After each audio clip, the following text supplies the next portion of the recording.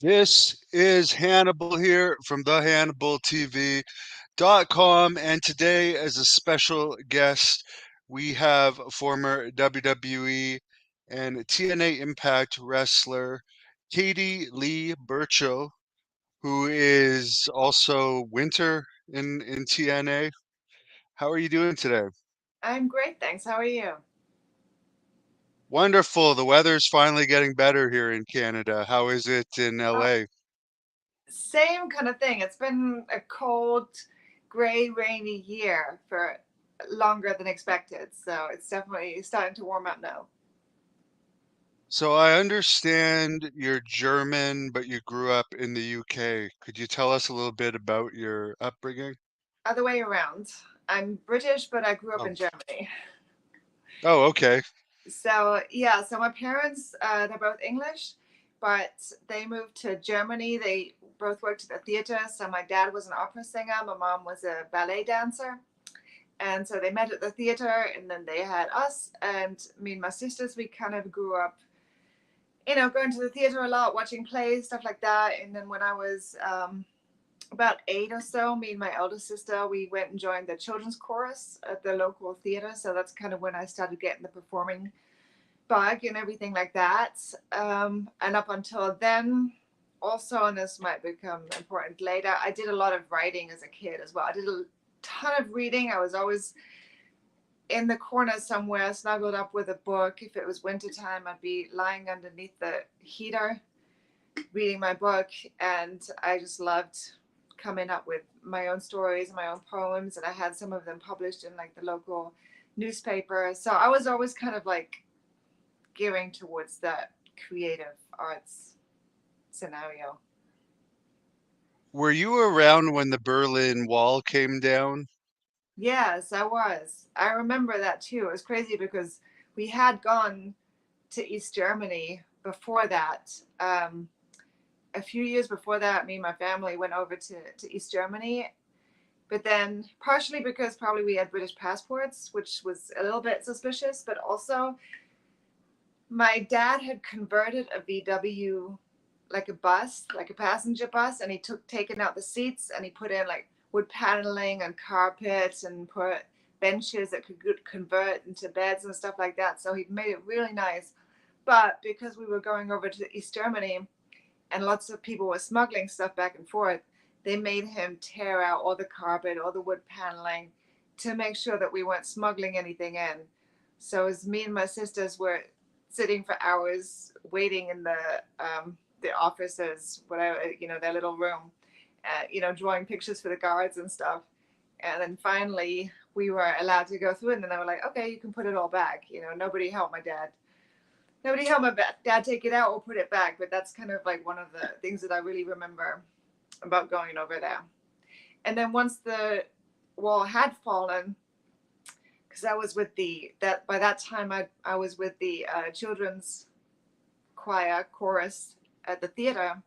We actually went into like East Germany once the wall was down, and we did a little tour there in like two or three different cities, and that was really fun as well. Especially everything was so cheap, and there was some little rinkety dink fun fairs, and we went there and went on a ride for like 50 cents, which even in those times were like it was cheap.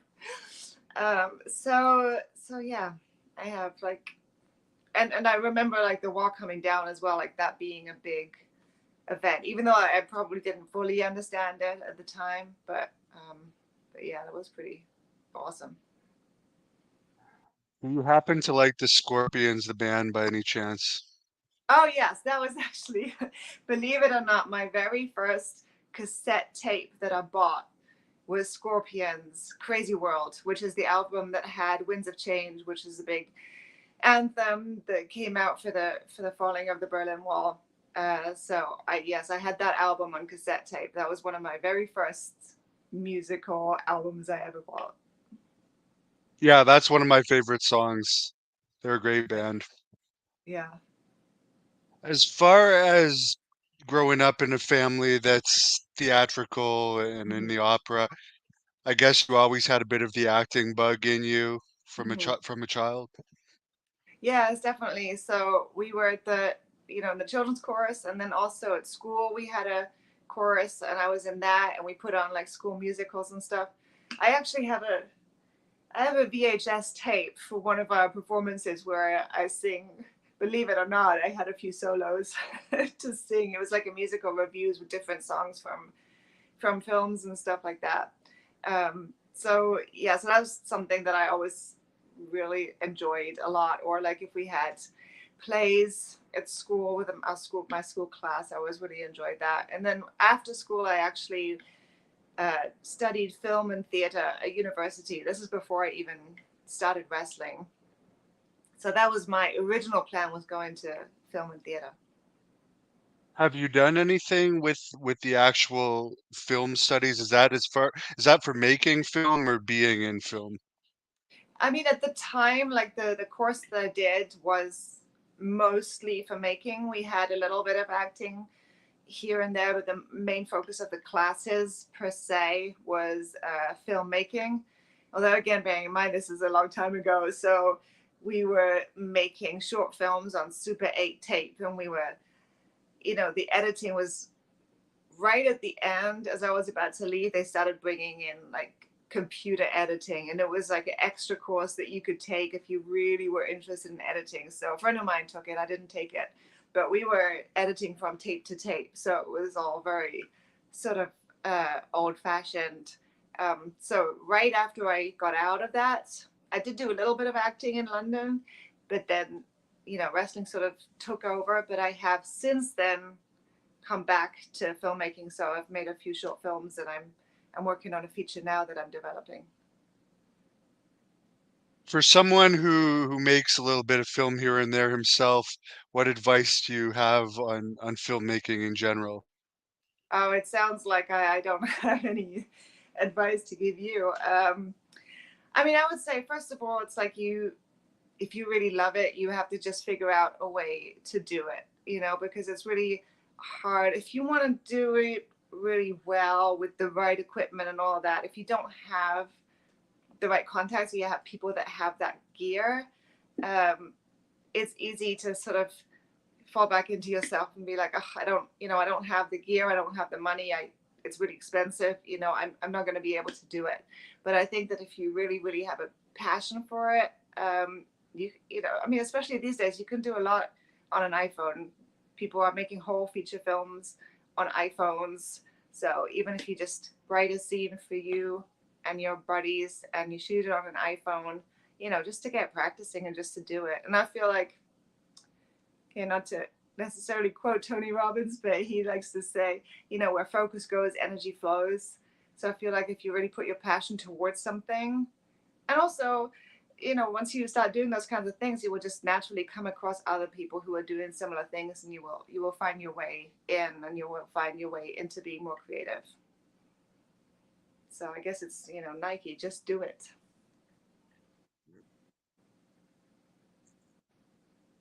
Yeah, Tony Robbins is a great guy to listen to for motivation. Mm-hmm. I listen to him all the time. It's great that we have the internet now. We don't have to actually buy tapes to get advice from people like Tony Robbins or Right. attend seminars. Do you But like as Jim you Rohn? mentioned, I Go ahead. don't even know who that is though. That's Jim Tony who? Robbins' mentor. So he's like a generation before Tony Robbins. But if you Google What's him, his name again? Jim Rohn. So it's Jim like Jim, and then Rohn is Roh. Oh yeah. Yes, I actually have been listening to Jim Rohn. I like how he talks. Oh yeah, Like he's great. you. Yeah, I just didn't know his name, but I've been Right, listening right. to him. Yeah, he's Yeah. great. Mm-hmm. So, as far as wrestling, were you a fan of it growing up? I understand you were a fan of the Ultimate Warrior who people love on this channel. Yes, definitely. So I didn't growing up. I mean, remember this is back in the day. We had, especially in Germany, like cable wasn't as widespread as it is now, and it wasn't as widespread as I'm sure it was here sooner. We had three channels for a lot of my childhood. So we had three and then maybe four or five channels up until I was like 15. So I didn't have a chance to watch wrestling, but I'd seen wrestling written about and talked about in like some of those teen magazines. And the articles were written as if it was all real, and I believed it. So I must be about 8 or 9 or whatever when Hulk Hogan and Ultimate Warrior were doing a big face off for WrestleMania, and they wrote an article about it, and I was so fascinated with it, just with the mystery around this character. And I thought, oh my God, nobody knows who he is or where he's come from. I believed that. So for me, I was like, wow, this is amazing. And then later, once we finally got cable when I was a teenager, I was like, okay, I have to watch this. So, and then I started watching it. But of course, growing up in a household where violence wasn't necessarily something that like my mom wanted us to watch. So I'm watching wrestling and I'm so fascinated by these larger than life characters, but I'm also kind of shrinking from the violence that's happening. So I told my friend the next day at school, and he was like, well, it's not real, right? They're just pretending. And I thought that was the greatest thing I'd ever heard. And so after that, I could watch it guilt free. And I just, yeah, this is when I became a really big fan. Someone also mentioned in the comments that the Ultimate Warrior was a motivational speaker too, and he has his injections of inspirations online. Any thoughts on those videos if you've seen them? Oh, that's cool. No, I haven't. So maybe I have to check that out. Oh, they're very interesting. Okay. Yeah, they're pretty much promos of the Ultimate Warrior, but they're motivational promos. They're actually pretty good. Okay, nice. That sounds intriguing for sure. Did you get to meet him ever? I got to meet him once at a signing of some kind, but I didn't have a long conversation with him. It was more kind of like a shaking his hand, thanking him, telling him I was a big fan, that kind of thing. So not like a real conversation. Someone's asking what was better when you were younger, WWE or TNA? I guess That's a WCW may have been the one that was competitive at that time, maybe. I mean, ECW was part of WWE when I was there. So I would put that under the same umbrella, as it were. Um, I guess for me, I also felt like looking back, I liked TNA because in TNA I felt more like I had a storyline that went for an entire year. Obviously I got to be champion, if that means anything. But I got to be, this cool character. I got to be, have one consistent storyline for a whole year that went from week to week to week. And I really enjoyed that. And the atmosphere at TNA was always great. And I was a big fan of TNA, so I was like very excited to finally get there.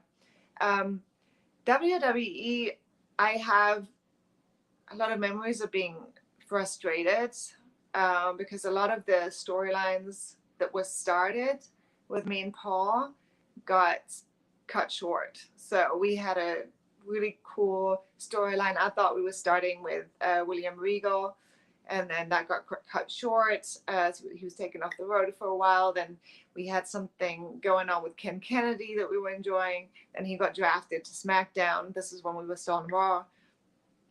Then in ECW, we started a storyline with Boogeyman. Again, that ended. So it was just a lot of stopping and starting. And then towards the end, they weren't using me much. So I have a lot of like insight in hindsight. I've kind of colored that experience with a lot of, disappointment or frustration.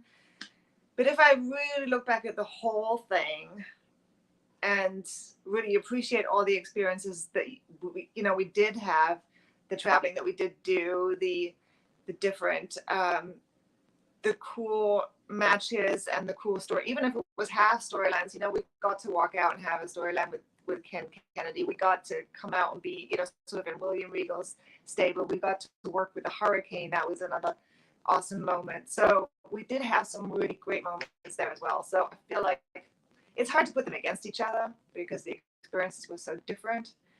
But I would say that's kind of my impression of each one.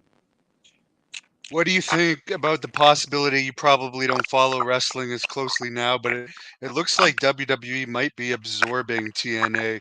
They're airing right now under the Endeavor streaming platform, which owns WWE and UFC, and they're doing talent crossovers. And now they've pretty much released almost all of their behind the scenes people in TNA.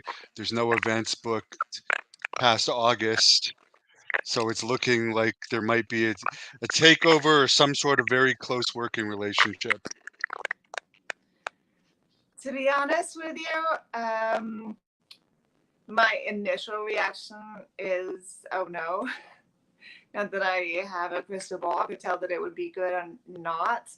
I did like, because I noticed, I think Jordan Grace went to NXT with her TNA belt, I believe, if I'm correct about that. And then I know Mickey James was able to go to the Royal Rumble again with her TNA belt. So I noticed there was a little bit back and forth, which I think that's fantastic. I love it when, big companies work together in that way and do exchanges. But in terms of TNA being absorbed, I'm a little bit skeptical because I thought TNA always had such a unique expression of itself, and it was so different. And I would worry a little bit that that gets lost if that gets taken over by WWE and be kind of put under that umbrella. Unless it's a question of that, just it's a cash injection and they can still run their own thing, then that would be fine, of course. To be honest, I always am a little bit puzzled why.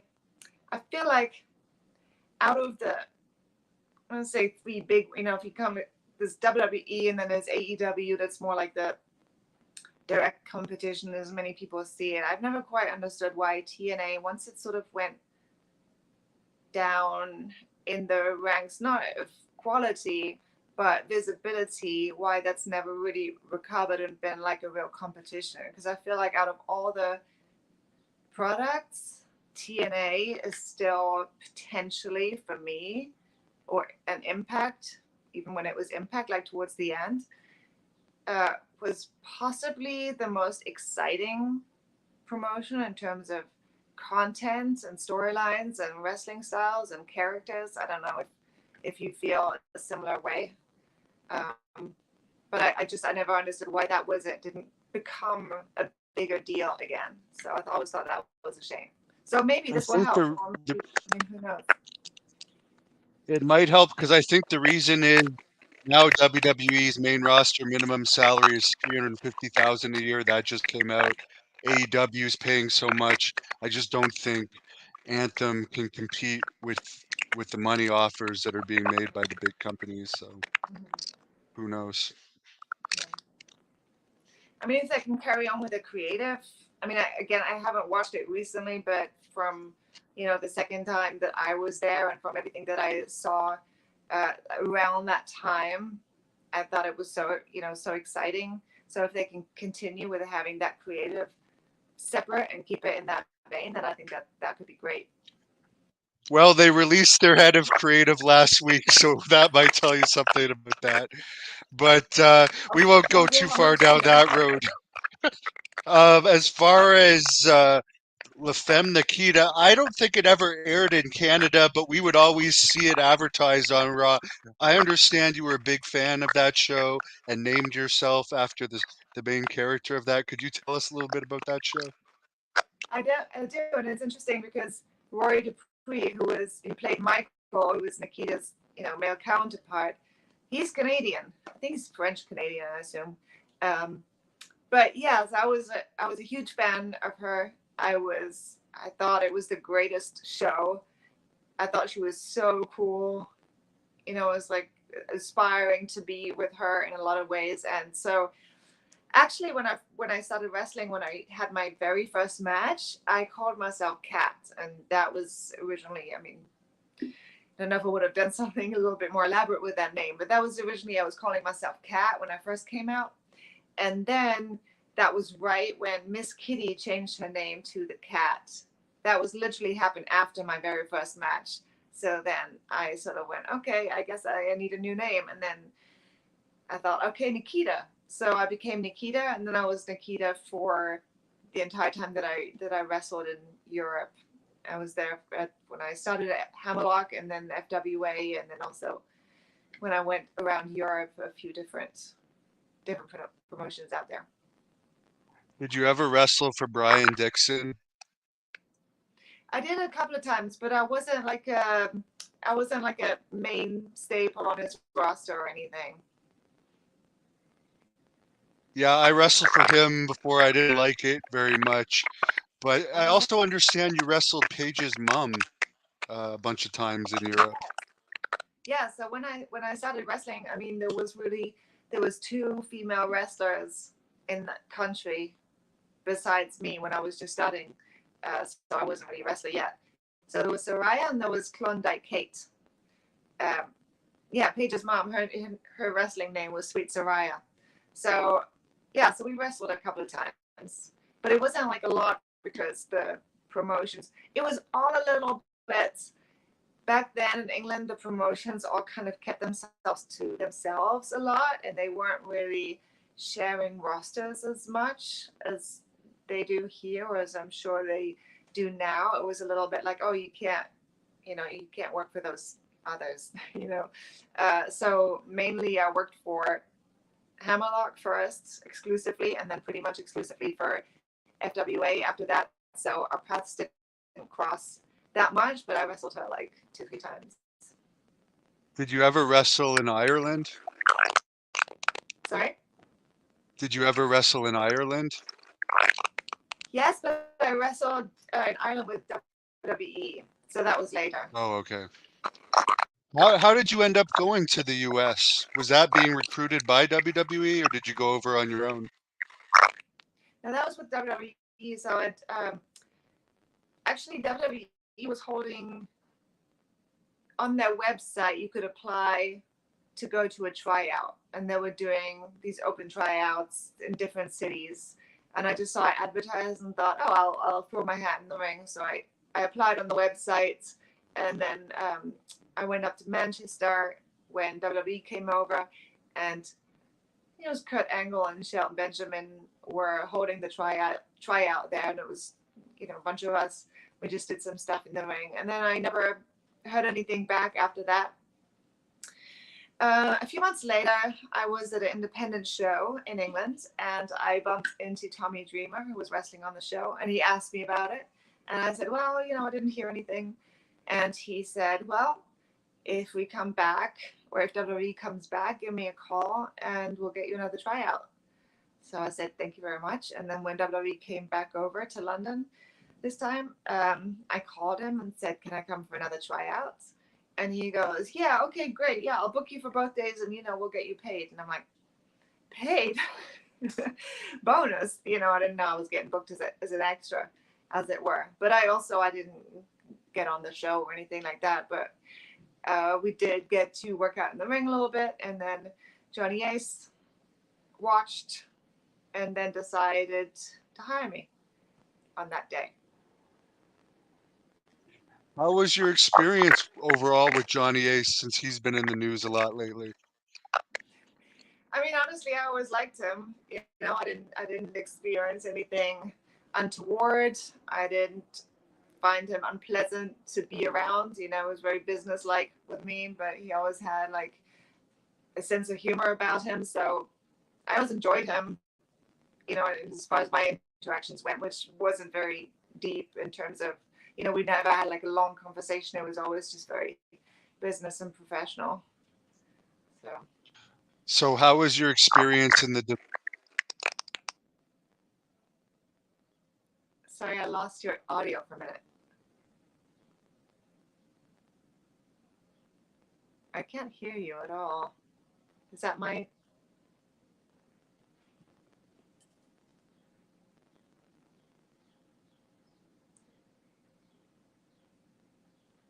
I don't know if it's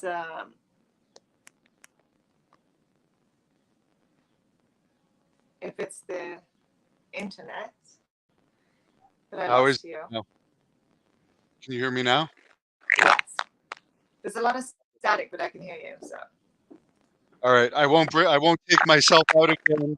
Sorry to the fans. I know you'd rather see her full screen than me. But how was your experience in developmental for WWE? I I liked it.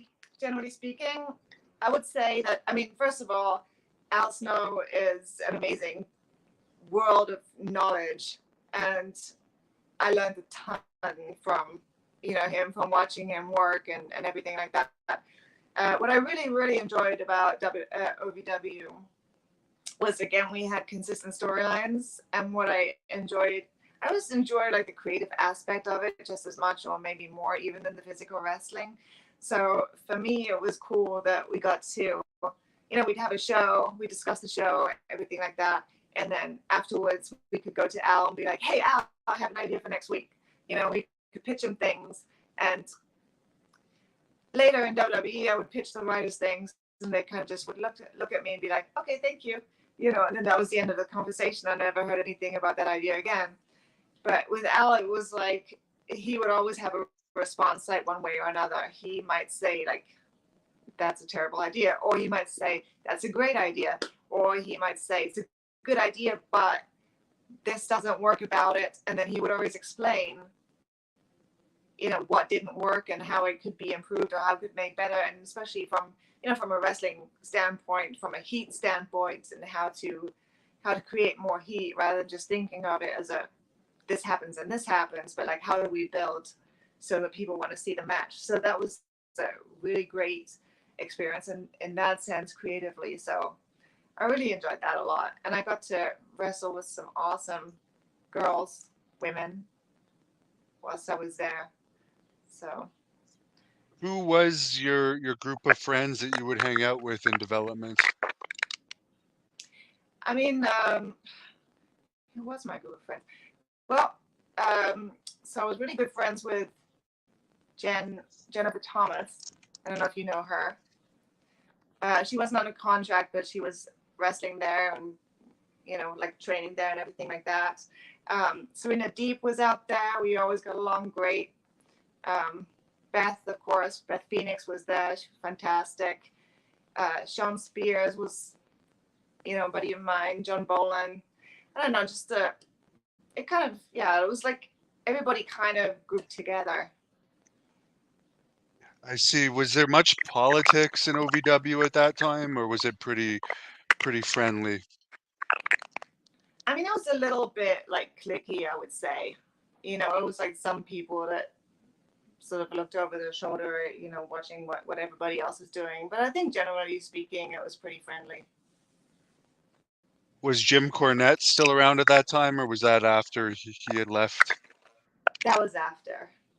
So I never met him. And I never got to work with Paul Heyman either, which I thought was a shame because it sounded like he was also like an awesome person to learn from. What But was we the did, process like? Oh, sorry, go ahead. uh, no, we did have some really good, guest trainers, like Dr. Death and people like that came in. So Was Nova the head of talent relations at that time for development talent, yes, or was it Drew? Yeah, okay. How was it working with him? I mean, he never really came down. Once in a while he would come down and watch the talent and interact, and he was always cool to be around. So, but he wasn't like there on a day-to-day basis. Like he wasn't in Louisville, or maybe he was in Louisville, but he didn't come like to the school. You know. Yeah, yeah. He lives in Louisville now, I think. That's when I Right. when Yeah. I met him. So, what was the process like of getting called up to the main roster? So we done a little showcase at OVW for the writers. They'd come down one day and they put on a little evening of wrestling matches or day of wrestling matches, whatever it was. And then they had put me as Paul Burchill's valet. And we probably, I don't know if we cut a little promo together or not, but I came out, with him, and I kind of went, huh, that was cool. That felt right, Shortly after that, I got called. There was a European tour, and somebody had dropped out, got injured, or similar, and so they needed another girl to just be in the girls' tag match. So they put me onto the road for that, and then it was I teamed with Victoria, aka Lisa Marie. She's amazing, by the way. Obviously, she's amazing as a wrestler and performer, but she's also an amazing person. She took me under her wing and was just so friendly and took good care of me and everything like that. So that was a really awesome time. So we were just on the road for a couple of weeks, and then when we came back, we had one day where we went to Raw, and I just got to be backstage. I didn't do anything, and then I talked to, I think Michael Hayes, about, because he'd come down for the showcase, and I said, what do you guys think about, me and Paul Bradshaw doing a thing together? And that's sort of when the idea was born, more or less. And then they asked us to do a couple promos for them to look at, and then they thought, yeah, let's do that. Do you have any stories about Michael Hayes? Because he seems like he's quite the character. Unfortunately, not. I feel like I should. I guess when I'm not, you had a memorable angle. People talk about it all the time, but I guess you don't like develop closer relationships with the agents and writers until you're higher up on the card. Is that how it works? In terms of how close you get to them. Well, yeah, in terms of like a buddy, to be buddy with like Michael Hayes or one of those guys, would you have to be up higher on the card? Yeah, I mean, for us, I mean, we were, like you say, we weren't that high on the card to where you really become, to where they really listen to you a lot and want your input and want to be buddies with you and stuff like that. So I'm sure, I missed out on some of the the stories, if you will. So, uh, I'll be honest, I wasn't watching around the time that this angle happened, but I remember hearing about it. Was this something that was pitched to you right away and you started, I guess it was an incest related angle, or was it something where you just started managing him as the sister and it developed into that after someone saw you together and had the idea? No, it was supposed to be right away. So that was like the original idea behind the gimmick was that, and we actually had a meeting about it of how to resolve it, because we're going to start off teasing that dynamic, and then we were going to have a reveal to where either we're just stepbrother and sister, so we're not actually blood related, so that part is okay, or the other way, that we were just kind of teasing that maybe we were sexually involved, but we weren't actually sexually involved. So it was one of those two ways that we were going to go, because it wasn't going to be actually, brother and sister sleeping together. It was going to just tease that aspect of it and then go a slightly different way. But I guess the sponsors got wind of it and they didn't like it, or they were just trying to be more PG at that time, so they nixed that pretty quickly. How far did it get? Like we see kissing in WWE today with Liv Morgan's doing an angle with Dominic Mysterio. Was there kissing back then with you and Paul on No, they never camera? had it. No, they never had us do No. that. Do you find as an actress, like I know it's different in acting than wrestling, as an actress and a wrestler, would you find it any different having to do like a makeout angle on Raw, for instance, compared to being cast in a movie where you're never going to see this guy again after you do this angle or the shoot the scene? Would it be any different to you, or would you consider both?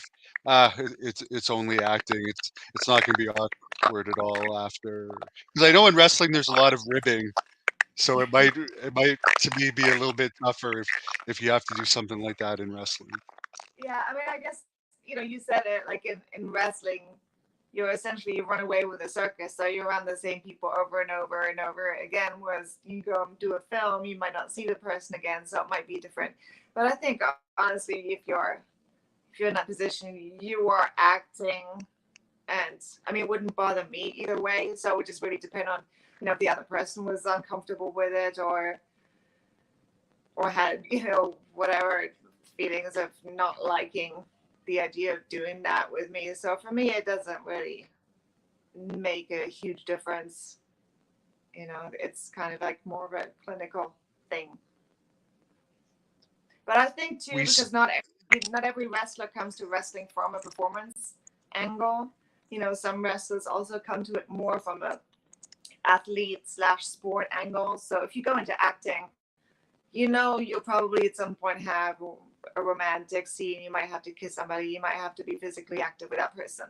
Whereas in wrestling, I mean, I guess there's some expectation that could happen, but it's also not the first thing on your mind. So I feel like maybe there's more people that would perhaps shy away from that. I don't know. And actually, that brings up a point that I never thought of too. I'm not a good actor, but I've done some. But you can always read a script or when you get an audition and be like, oh, there's a makeout scene in here. I'm not comfortable with it. I'm not doing it. But if you did that in WWE, would you be in violation of your contract? I guess I mean, if you probably. refuse to do something. I think in WWE they might ask you to do worse things than just kiss somebody. Yeah, I mean, especially back during the Attitude Era specifically, there's a lot of girls who had to do stuff that's like way worse than making out with somebody. I just wonder because there was a thing where Vince McMahon for a while was booking himself making out with various divas, including Sable. So that would be. Would you have been comfortable with that? You seem like you're very professional, but would you be like, wow, this guy's technically writing this stuff and he's booking himself making out with all these beautiful women? I mean, I think that I probably would have looked at it like, I don't know that this is appropriate, for him to do that. Because I think if you're ahead of the company and you're booking yourself in those angles, it's very suspect. And I would say the same thing about films. I always see, little indie films where the producer director casts himself as the lead, even though they might not really be right for the lead, and then with whatever hot young love interest that they want to make out with, so it has that kind of same connotation that I feel like that takes away from being a professional and having the best interest of the entertainment that you're producing at heart. And I would question, honest, I mean, I would question Vince's motives for doing that, for booking himself in those angles, aside from that he really thought that was the very best idea for an entertaining show that he could come up with. Yeah, because with Sable in particular, she had sued them, and then when she came back to work, it almost seemed like that would have been a punishment. It's like, oh, you want to come back? Well, you're going to be booked in this angle. I think she was also making out with or kissing Zach Gowen and stuff, which is Right. harmless. Yeah. But yeah, it seems like sometimes. Did you ever notice punishment stuff happening in wrestling? They always deny it, but there's examples of it that we see of people kind of being punished in storylines Yeah. for I don't whatever think I've reason. personally experienced, but I've definitely heard stories about that. And you mentioned Victoria, who've I've interviewed, and of course she ended up being one of the most respected women backstage, and she is a great person. But when I interviewed her, she was saying as a rookie backstage, and she even said in this she went out of her way to make new women feel comfortable, and you're collaborating that before I'm even bringing it up. But she said she felt very uncomfortable and kind of entering a Shark Tank when she first walked into that Divas locker room. Did you experience anything like that, or were the girls pretty nice to you overall? I didn't really experience that. I feel like the girls were generally pretty nice and respectful. Um, I had a little bit of you know, everybody has a little bit of that, walking on eggshells feeling when they first come in, regardless. There's always like all these etiquettes and respect things that you have to observe, and you have to make sure that you don't cross certain lines. On the flip side, for me personally, I'm sure for her it was different, but for me personally, I might have also projected that to an extent, because sometimes it also depends on, how do you feel walking in. You might imagine that it's going to be a shark tank, so you perceive it to be a shark tank, even when it's not necessarily. And I'm not saying it was like that for Victoria, because I think that probably as time, because I think we've seen that from way back in the day when wrestling first started towards now, it's improved so much that she probably had much more of that when she went in. And I already probably had a lot less of that Shark Tank experience. So I'm not what I'm saying is I'm not invalidating that she had that experience. I'm just saying that for me personally, may have projected that a little bit, but I also didn't feel like anybody was mean to me or anything like that. But Victoria was very noticeably always specifically nurturing and supportive and helping the younger talent. So that was noticeable that she wanted to do that for us. So that was, really special. Here's a question that you probably can't answer. Why have you been off wrestling TV for so long when they always bring back legends like yourself? Um, I mean, I guess I wasn't so high on the card. I didn't make that much of an impact at WWE.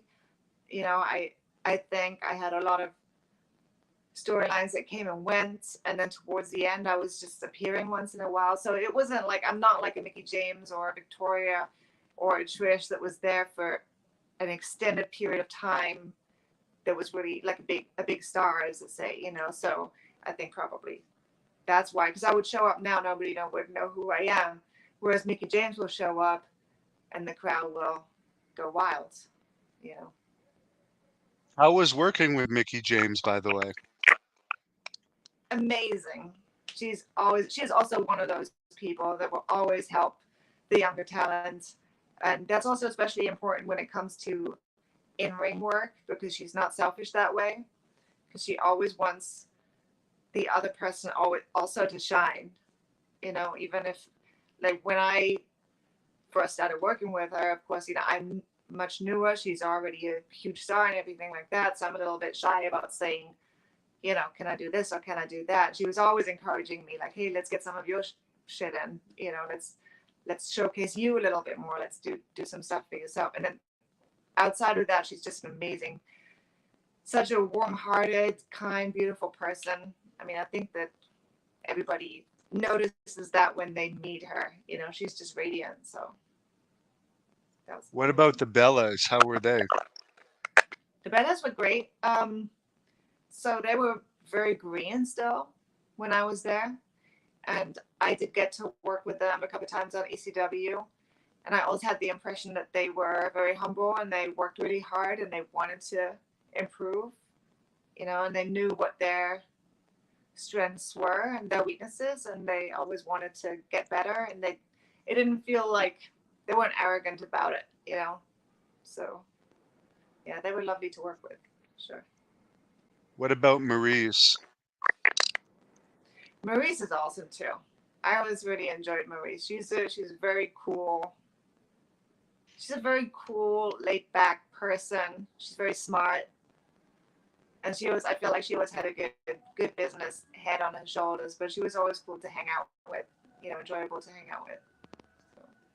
What about Kelly Kelly? Who's sorry? Kelly Kelly. Kelly, very sweet. I didn't have like a huge amount of interaction with her at the time, but OVW a little bit more. It's when she was like really sad, but she went on the road pretty quickly when I was there, and she was on doing the ECW thing. But she's always been very sweet to me. Was Melina around at your time? Yeah, so Melina, she was on the road. So we did a loop of house shows together, and I actually got to wrestle her at one time. Well, I got to wrestle again later on the indie scene, but at WWE that one time we had like one weekend of house show loops, and I got to do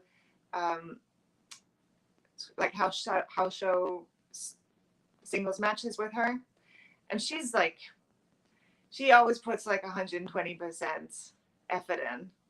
She always wanted to have the best match that we possibly, like, we would drive into the house shows like separately, and she would be texting me like ideas for the show. Nobody else was doing that for the house. You would just show up an hour before and be like, hey, what should we do? But she was always like, she's so passionate about it. It was very inspiring.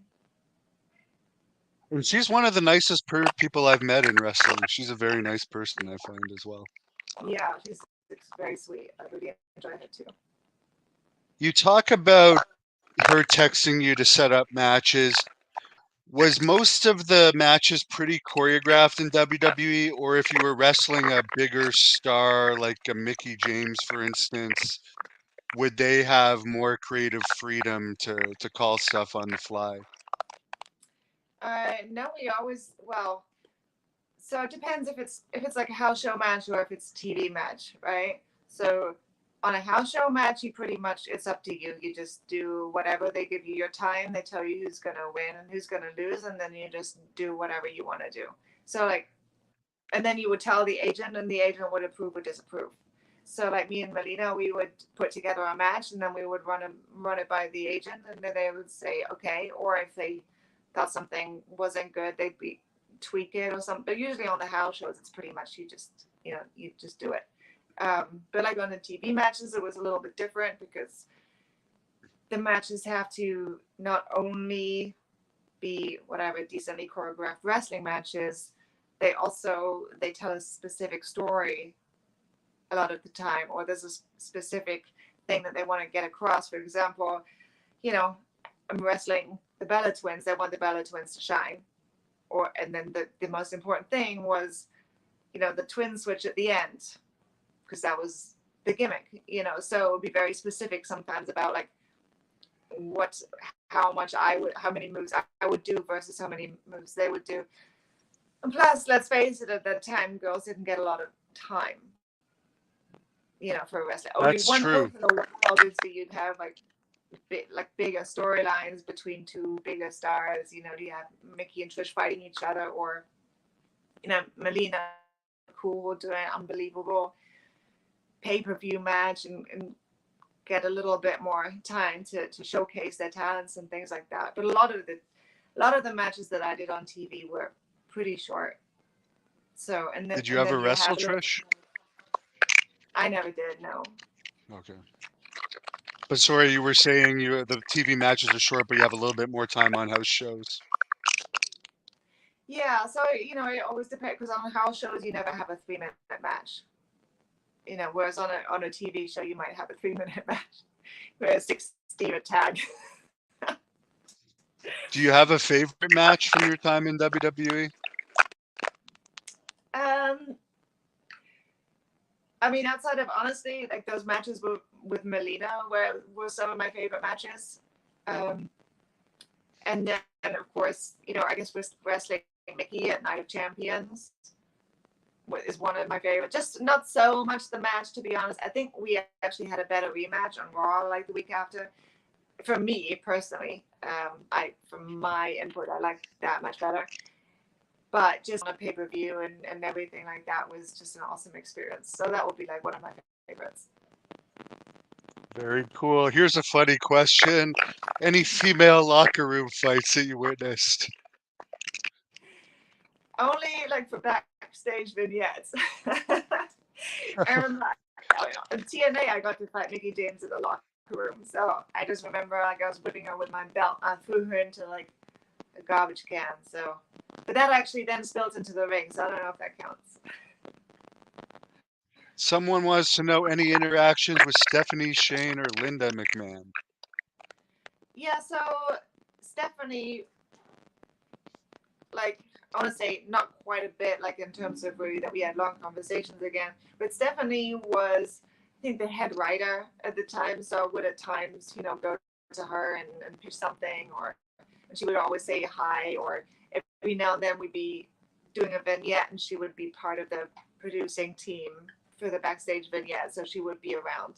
So a little bit more with Stephanie.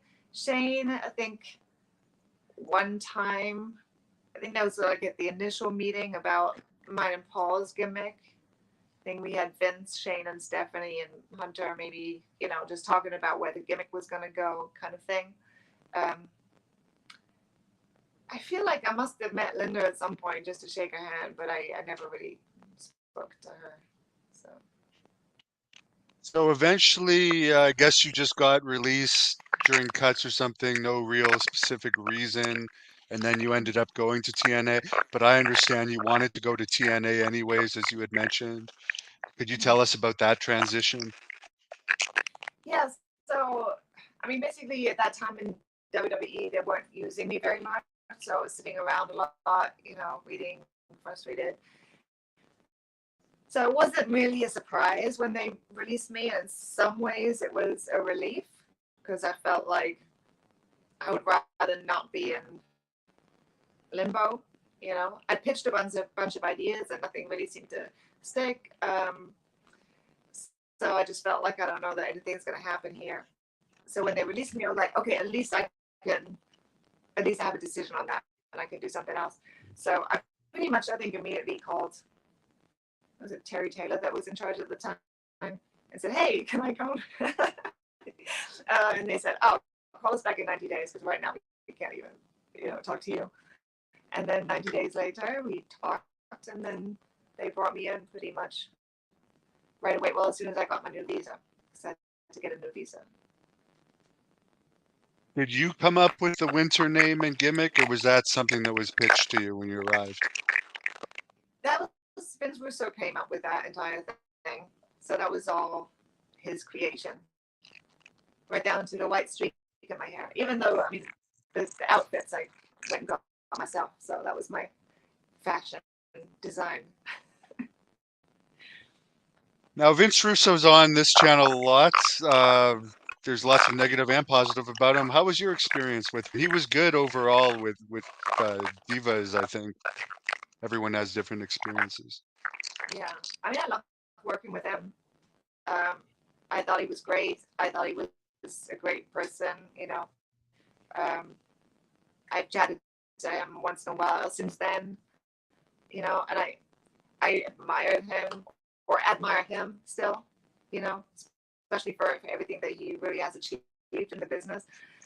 I mean, you could criticize some of the things that came out of his creative mind, but like as a whole, I think his body of work kind of speaks for himself. I mean, he was revolutionary in a lot of ways. So I think that the wrestling business also owes him some He was credit. booking TNA during its most popular period and best rated period, I think. Yeah. Now, what was it like? I think you were there when Eric Bischoff and Hulk Hogan came in. What was that transition like behind the scenes? I mean, it wasn't so much noticeable in terms of backstage or what we were doing and stuff like that. For me, I think I was disappointed about the rebrand because I liked the six-sided ring. I liked the cross the line. I liked the way that it was branded. I felt like going to the blue and white and calling it Impact watered down the image a little bit. I thought it was edgier before, and for me personally, I would have liked it to just continue the way it was. So, but yeah, backstage, I personally didn't notice too much of a change, but I was also really new there, so I wouldn't have necessarily even known what had changed. And of course, they went head to head at one point during that with WWE. I think it was against Raw or was it SmackDown? One of the two brands. What was the expectation there when they decided to go head to head? Obviously, they thought it was going to turn out better, but did they put a lot of pressure on the talent? Sorry, can you repeat that? Like, were you there when they started going head to head with WWE? I think it was either Raw or SmackDown. They moved Impact, so it was head to head. Oh, um, I feel like I might have even when they went on the same time slot, like they went live or whatever it was. Yeah, as Raw, someone's pointing out they went head to head with Raw, and they thought that was going to be the key to reigniting the Monday Night Wars. I feel like I must have been around. I don't know why I can't really specifically remember that, particularly outside of the fact that I didn't think it was a great idea. Did So, you have much interaction with Hulk Hogan? I met him on occasion, like just backstage, walking by, saying hi, how are you, but not really on a conversation basis. Why do you think it didn't work out better when they brought Hulk Hogan in? Because initially it did get a buzz, but it seemed like he wasn't like talking about it when he would do other appearances. It seemed like he wasn't fully behind it 100%. Do you think it was that, or or other reasons why it didn't pop as much as everybody expected it to when Hogan jumped aboard? I mean, I just think for me, I felt when I was growing up and I sort of, the wrestling came into my periphery and I started watching and everything like that. I always looked at WCW with some, Hulk Hogan, Ric Flair, and stuff. I always felt like WWE had the newer talent; it was more cutting edge, and that was already, in the '90s. So I feel like that perhaps they overestimated the fandom for Hulk Hogan still to at that time, or the nostalgia, or how much people were willing to perceive him as like still this huge star, which of course he's like his legendary status is never going to die because he's that big, and he was for a lot of people when I used to, especially in Germany where WWE isn't so as big as here, it's not as much part of the culture. If I tried to explain what wrestling is and I'd say like WWE, they'd be like, "What are you talking about?" If I said Hulk Hogan, they knew what I was talking about. So he will always have that. He's synonymous with pro wrestling. He will always have that huge legendary status. But I think for fans watching, to have him as part of the brand or not part of the brand isn't as big of a deal in terms of them wanting to watch it. If that makes sense. Yeah. Was Lacey Von Erich around at all when you were there?